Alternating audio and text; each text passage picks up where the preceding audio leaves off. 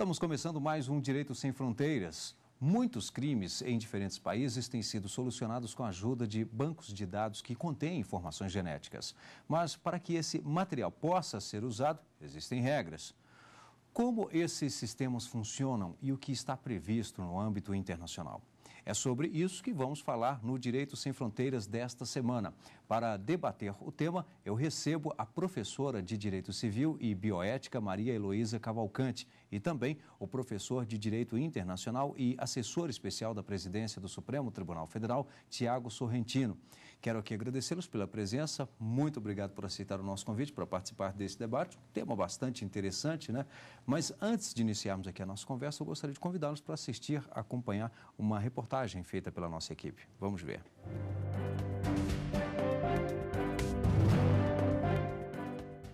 Dois americanos e uma história.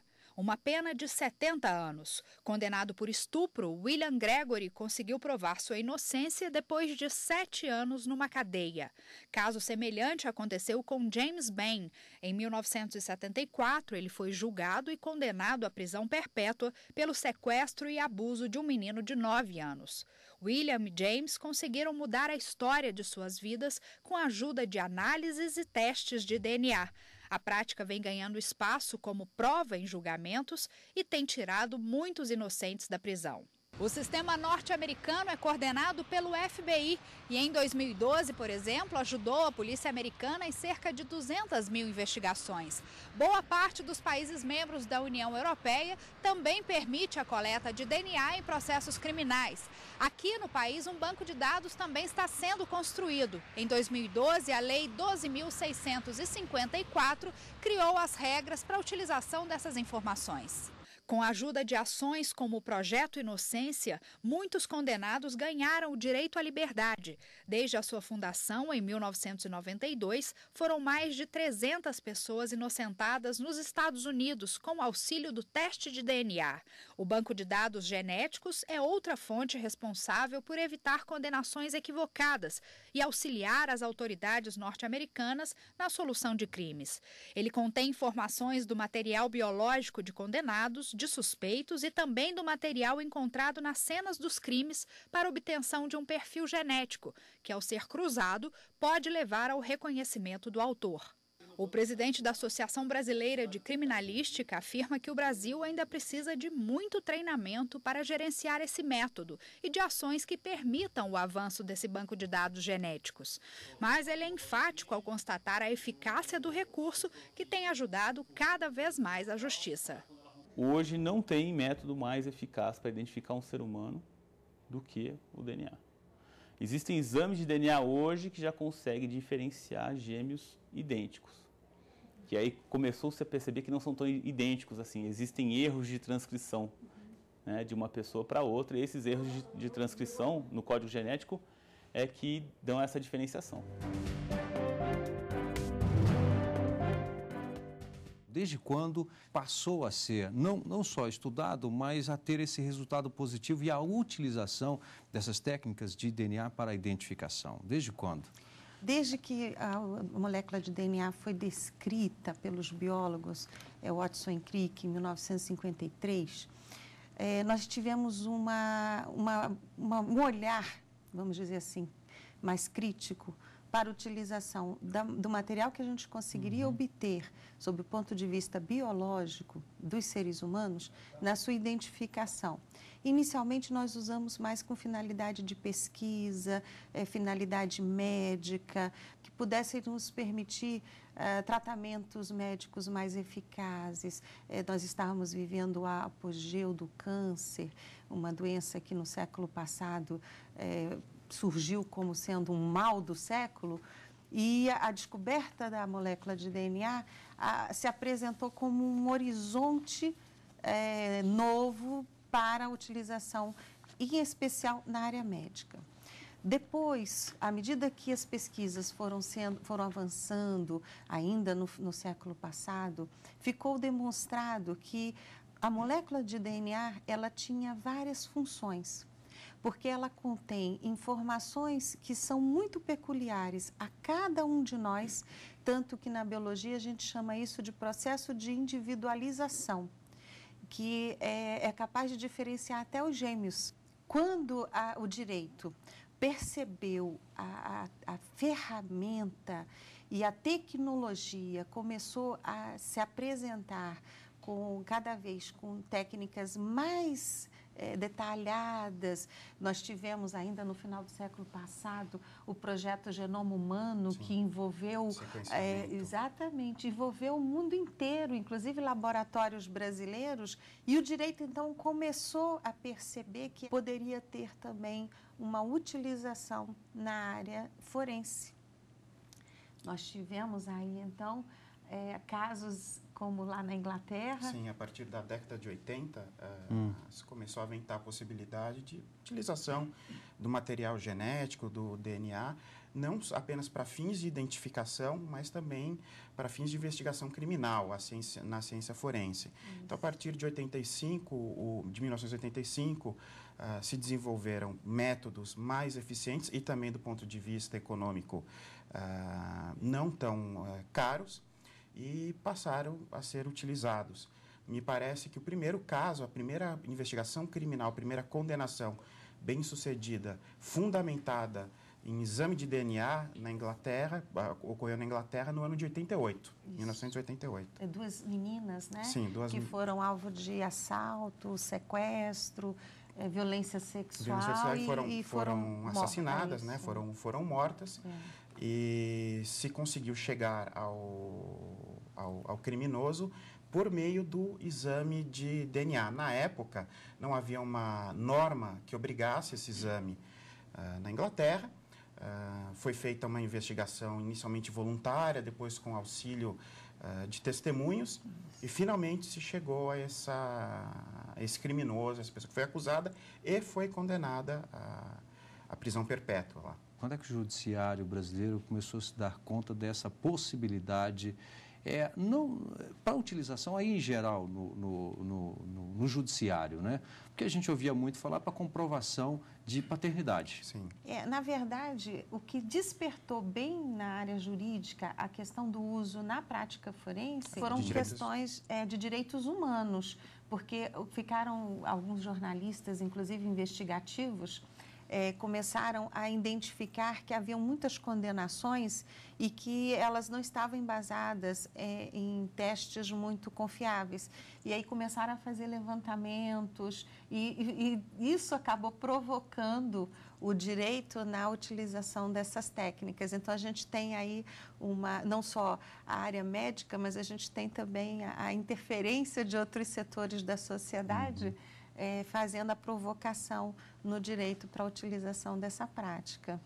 No mundo, por exemplo, Estados Unidos, quais são as regras? Se coleta esse material assim que a pessoa já é indiciada, assim que ela é suspeita, ou não tem que haver uma condenação? E as diferenças entre outros países? O que ocorre nos Estados Unidos é que os Estados membros da Federação Norte-Americana têm uma liberdade legislativa, uma autonomia, até do ponto de vista da competência, muito grande. Então, cada um deles tem um regramento diverso. Não é como aqui no Brasil, de tradição centrífuga. Lá, a tradição é centrípeta. Na esfera federal, quando a investigação é feita pelo órgão federal para desvendar crimes de competência do judiciário da União Norte-Americana, essa coleta de material pode ser feita a qualquer momento, de qualquer suspeito, contanto que exista uma causa ou probabilidade legal que ligue esta pessoa à prática daquele delito. Então, ela precisa ser uma coleta motivada. Ela não pode ser feita de modo arbitrário ou generalizado pela autoridade. A autoridade não pode escolher a esmo qualquer cidadão ou mandar que todos os cidadãos forneçam seu material genético. Mas uma vez que essa autoridade tenha indícios circunstanciais ou tenha alguma argumentação que torne aquela pessoa como uma provável causadora de um malefício ou que perpetrou um crime, ela pode sim fazer a coleta desse material com autorização judicial ou se houver uma prisão em flagrante ou uma prisão legal. Uhum. No caso aqui, em especial, o Brasil, porque muito se fala, né, eu não posso produzir prova a mim mesmo. Então, por exemplo, eu já ouvi casos de que a pessoa chega numa determinada, por exemplo, delegacia, fumou um cigarro, joga ali, aí vai lá depois alguém, pega isso, coleta ali por meio, imagino, da saliva e faz um exame de DNA e depois comprova que aquele cidadão de fato era o pai ou que não era o pai. Aí a gente tem um princípio, que é um princípio da bioética, que é o princípio que praticamente está por trás desse cuidado em relação a você não produzir prova contra si mesmo, que é o princípio que nós denominamos de o princípio da autonomia. Uhum. Todos nós temos direitos fundamentais definidos e reconhecidos, e aqui no Brasil não é diferente. E, em relação a essa autonomia, nós temos a possibilidade e devemos ser consultados se nós queremos ou não fornecer o nosso material biológico para ser armazenado e com que finalidade. Isso vale, inclusive, até para doação de órgãos, isso vale para doação de material biológico com finalidade reprodutiva. Quer dizer, nós temos esse cuidado aqui no Brasil. Nós chamamos de termo livre de consentimento a possibilidade do indivíduo autorizar a coleta. Isso é tão sério em alguns países que, por exemplo, no Reino Unido, onde a gente tem um banco de dados, inclusive que é considerado um dos bancos de dados maiores, os mais abrangentes, nós temos lá um critério de coleta do material biológico muito rigoroso. Inclusive, o laboratório que recebe esse material, ele é autorizado a não processar o material se ele não tiver sido coletado da forma adequada. Este exame não serve só para acusar, não serve só para subsidiar uma ação penal, uma denúncia criminal, mas ele pode também ser utilizado para exonerar a culpa de pessoas que foram inicialmente apontadas como suspeitos. Isso. Que é, inclusive, o objetivo da iniciativa sem fins lucrativos do Projeto Inocência. Não é?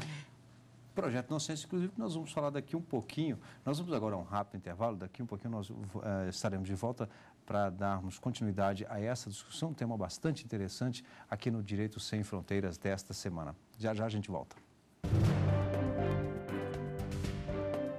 São Paulo vai receber o 2º Congresso Internacional de Ciências do Trabalho, Meio Ambiente, Direito e Saúde, Acidentes, Adoecimentos e Sofrimentos do Mundo do Trabalho. O evento vai debater temas referentes ao mundo do trabalho e impactos sobre a saúde e meio ambiente. De 19 a 22 de agosto, na Faculdade de Direito da USP. As inscrições são gratuitas e podem ser feitas no site www.fundacentro.gov.br.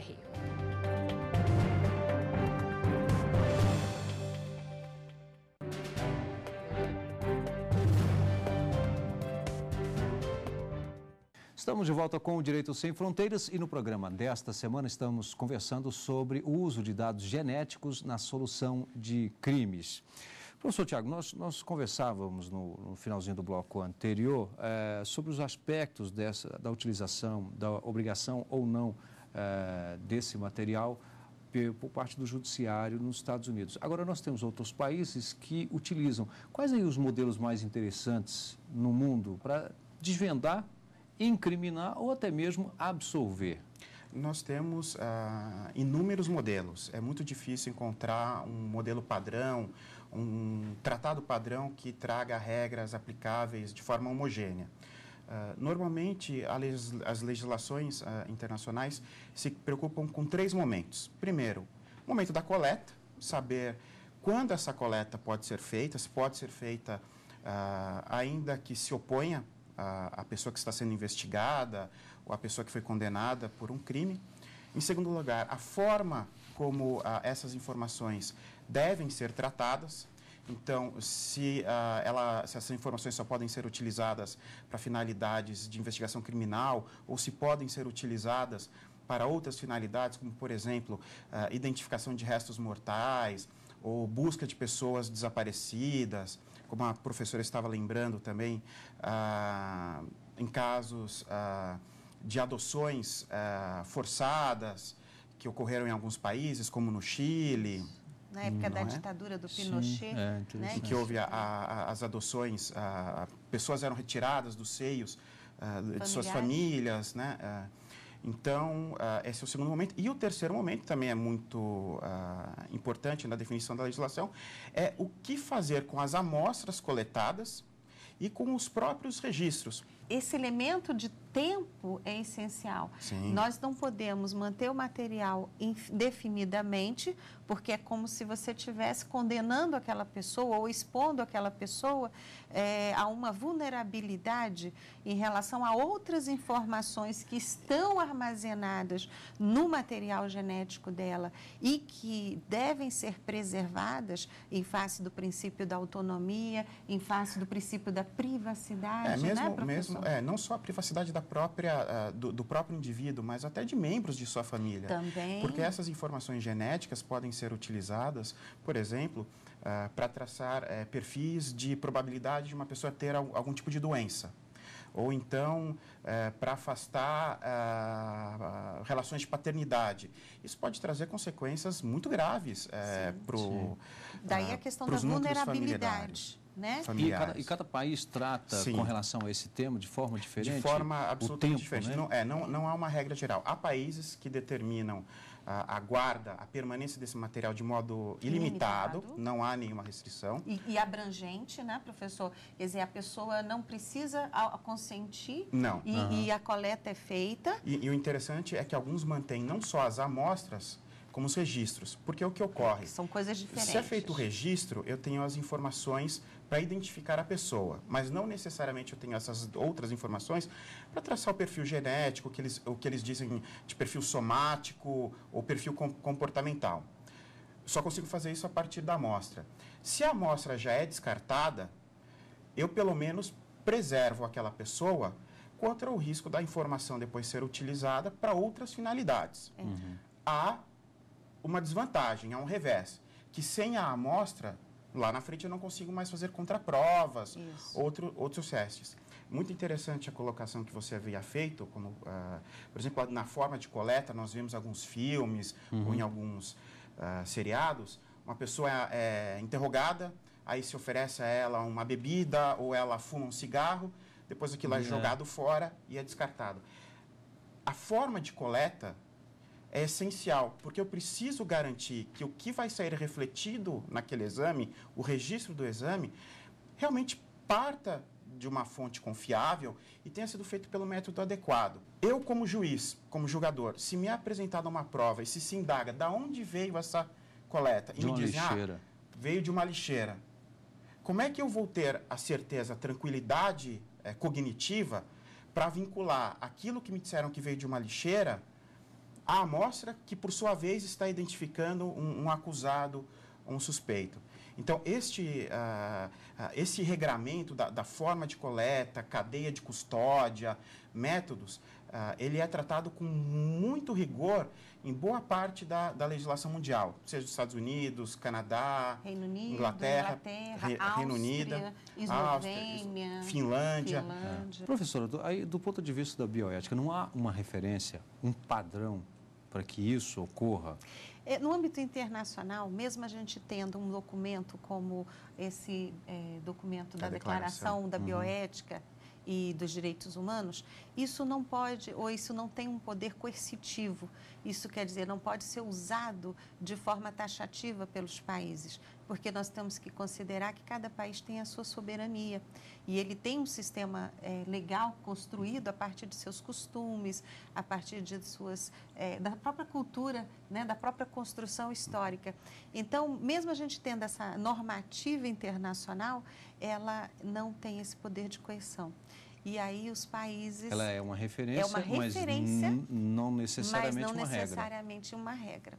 Exatamente. Agora, com por isso, essa tempo, possibilidade de divergência. Também, como o professor Tiago falou, em alguns países, da Inglaterra, por exemplo, e no Reino Unido, é por tempo ilimitado a manutenção desse material. Por essa referência, quanto tempo seria? Ela delimita? Não. Depende. 3 anos, não delimita. Não? O que se leva em consideração para delimitação, às vezes, é o tempo de condenação do indivíduo. E aí se mantém esse material armazenado.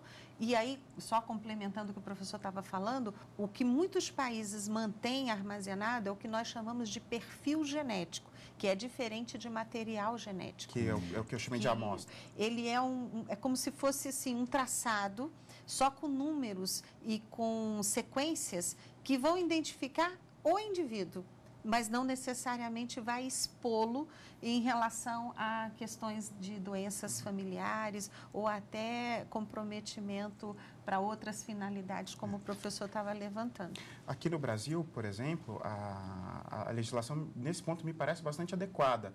Ela mantém os registros até a prescrição dos eventuais crimes investigados. Ou seja, o Estado perdeu o poder punitivo, não pode mais punir aquela pessoa. Ou já puniu? Né? Então, a gente chama de esgotar todos os recursos. Ou nesse caso, não. Aí é diferente, porque já não é mais para finalidade investigatória, né? É para finalidade de identificação. Há uma diferenciação. Mas, do ponto de vista de investigação, se mantém até o momento em que o eventual crime a ser investigado estiver prescrito. Agora, em outros locais, isso é mantido de forma indefinida ou até um determinado prazo após a morte do investigado, porque, novamente, nesses países se privilegia mais o poder de investigação do Estado, um suposto interesse do Estado em elucidar crimes e de eventuais vítimas e de exonerar pessoas. É um trabalho de prevenção, né, professor? Ele se preocupa muito com o aspecto de tentar evitar que aquilo ocorra novamente. Então, se é um agente capaz de cometer uma vez, ele potencialmente pode cometer outras vezes e fazer a exposição da sociedade. E aqui no Brasil, nós temos também esse poder, a legislação permite que seja para absolvição, e aí já permite, de algum suspeito, sim, né? Sem dúvida. A regra é de paridade total. Se uma prova pode ser utilizada para acusar, na mesma forma ela pode ser usada para exonerar. E a regra, muito utilizada nos Estados Unidos, de um modo geral, todos os estados costumam adotá-la, é o que eles chamam de full disclosure. Quer dizer o seguinte, se o órgão de acusação chegou a uma prova que exonera o réu, ele é obrigado a comunicar a existência dessa prova ao juiz e ao réu e à sua defesa técnica. Ele não pode ignorar uma prova absolutória. Ele é obrigado a dizer. Então, se ele pede o exame de DNA e aquele exame de DNA, o resultado é contrário à proposição de autoria, ele é obrigado a apresentar isso para o juiz, a dar publicidade total. Novamente, daí a preocupação de muitas legislações internacionais de se preservar, pelo menos durante o tempo necessário, para que a própria defesa possa avaliar o que o Estado levantou, porque normalmente o Estado tem mais recursos, ele tem o banco de dados, ele tem os peritos, ele tem recursos financeiros, para que possa fazer essa avaliação. Bom, eu quero aqui agradecê-los mais uma vez pela presença, professor Tiago. Muito obrigado, professora, também pelos esclarecimentos. Eu acho até renderia mais um programa esse nosso debate, essa nossa discussão. Lembro que você pode participar do programa. O nosso endereço eletrônico é direitosemfronteira@stf.jus.br. E não só este, mas outros programas da TV Justiça você também pode acompanhar em nosso site www.tvjustiça.jus.br. Obrigado e até o próximo programa.